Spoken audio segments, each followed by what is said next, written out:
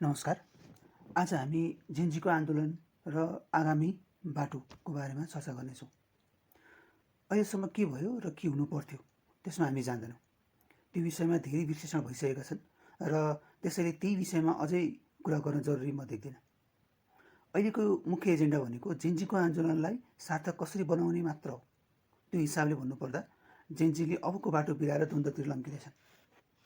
यही शक्ति प्रदर्शनको बाटोमा अगाडि जाने हो भने जेनजीहरूले को बलिदान र मेहनतको औचित्य पुष्टि हुन सक्दैन, किनभने यो अवस्थामा चुनाव सम्भव छैन र वर्तमान सरकारको औचित्य पनि सकिन्छ र विदेशीले थप खेल्ने मौका पाउँछन्। त्यसैले अहिलेको अवस्थामा म दुईटा मात्र बाटो देख्छु। चुनाव गर्न सरकारलाई सहयोग गर्ने एक, र दुई, भ्रष्टाचार न्यूनीकरणको लागि सरकारसँग समन्वय गर्ने।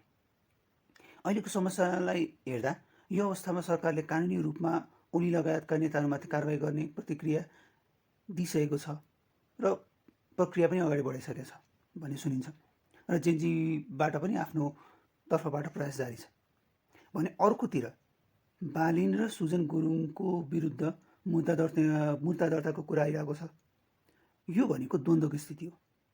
यस्तो अवस्थामा प्रशासनले उचित सुरक्षा दिन सक्दैन।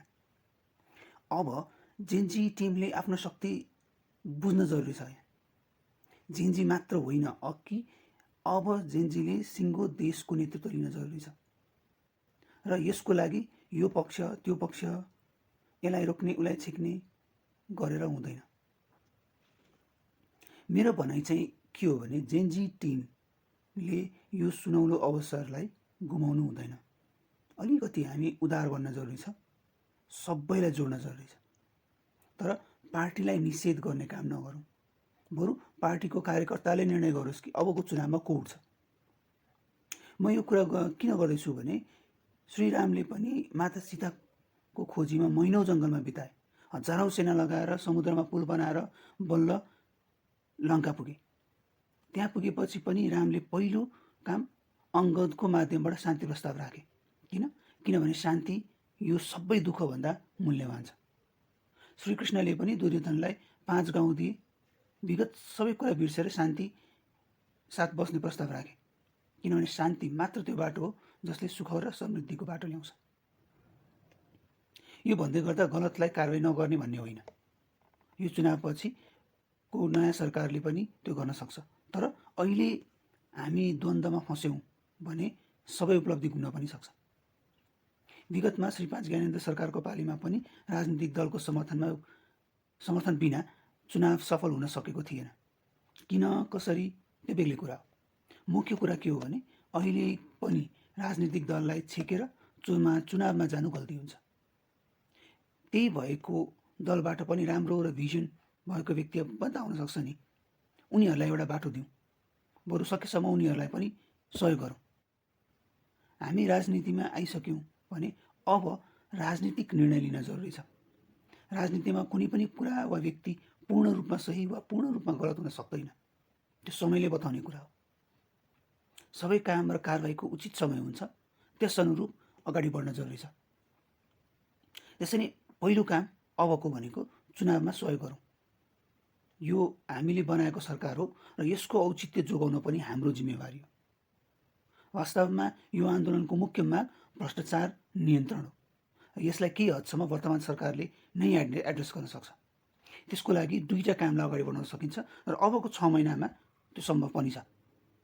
प्रशासनिक कामको पारदर्शिता, जनतासँग प्रत्यक्ष सरोकार राख्ने सबै काम, जस्तै लाइसेन्स बनाउने भयो, कम्पनी दर्ता गर्ने भयो, जग्गा किनबेच आदि, यो सबै कामहरूलाई एक द्वार प्रणालीमा ल्याउन जरुरी छ। आवश्यक कागजातहरू रिसेप्सनमा बुझाउने र त्यहीँ भेरिफाई गराउने, निर्धारित समयमा त्यो प्रोसेस कम्प्लिट गरेर त्यही रिसेप्सनमा हामीले कलेक्ट गर्ने वातावरण बनाउनुपर्छ। यसले जनतालाई बारम्बार कार्यालयको कोठा र झ्याल कुद्ने झन्झटबाट मुक्त बनाउँछ। र यो म किन भनिरहेको छु भने यो एक्चुअलमा अलरेडी भइरहेछ। अहिलेको समय हेर्ने हो भने अफिसको पिउन, सुब्बा, दलाल आदिलाई हामी घुस दिएर डकुमेन्ट दिन्छौँ र त्यो दिएको केही समयपछि हामी तल चिया पसलमा बसिरहेको हुन्छौँ र त्यो डकुमेन्ट काम सकेर चिया पसलमै आइसक्छ। भनेको मतलब यो सम्भव छ, यो प्र्याक्टिस पनि भइरहेछ, तर यो जनताको लागि हुनु पर्यो। अब अर्को भनेको ठुलो आयोजना र निर्माणमा जो कर्मचारी इन्भल्भ हुन्छ उनीहरूलाई जिम्मेवार बनाउने। जस्तै कुनै एउटा बाटोको प्रोजेक्ट आयो भने त्यो बाटोको प्रोजेक्टको आयुभरि सोही कम्पनी जिम्मेवार हुनु पर्यो। जति वर्षको लागि त्यो बाटो बनाइएको हो र त्यो आयुसम्म चाहिँ त्यस कम्पनीले चाहिँ भत्केको बिग्रेको जेसुकै होस् त्यो उसैले जिम्मेवारी लिनु पर्यो, उसैले बनाउनु पर्यो र त्यसमा सरकारले एडिसनल पेमेन्ट गर्दैन। र यदि त्यसमा कुनै तलमाथि हुन्छ भने जुन कर्मचारी त्यो प्रोजेक्टको लागि इन्भल्भ छ त्यो कर्मचारीहरू चाहे रिटायर्ड नै किन नहोस् ऊ जिम्मेवार हुनु पर्यो। यो दुईवटा काम हामीले गऱ्यौँ भने केही हदसम्म मेरो विचारमा हामी यो भ्रष्टाचारको नियन्त्रणको कामलाई रोक्न सक्छौँ। अनि अर्को एउटा कुरा चाहिँ नेपाल जस्तो राजनीतिक रूपमा संवेदनशील राष्ट्रलाई विदेशी समर्थन पनि जरुरी हुन्छ।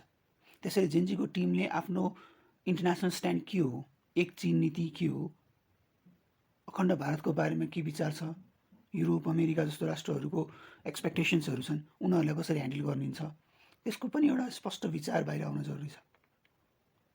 नत्र चुनाव होला, जेनजी लोकप्रिय पनि होलान् तर बहुमत ल्याउन सक्दैन र नेपालको राजनीति पहिलेकै अवस्थामा फर्किन सक्छ।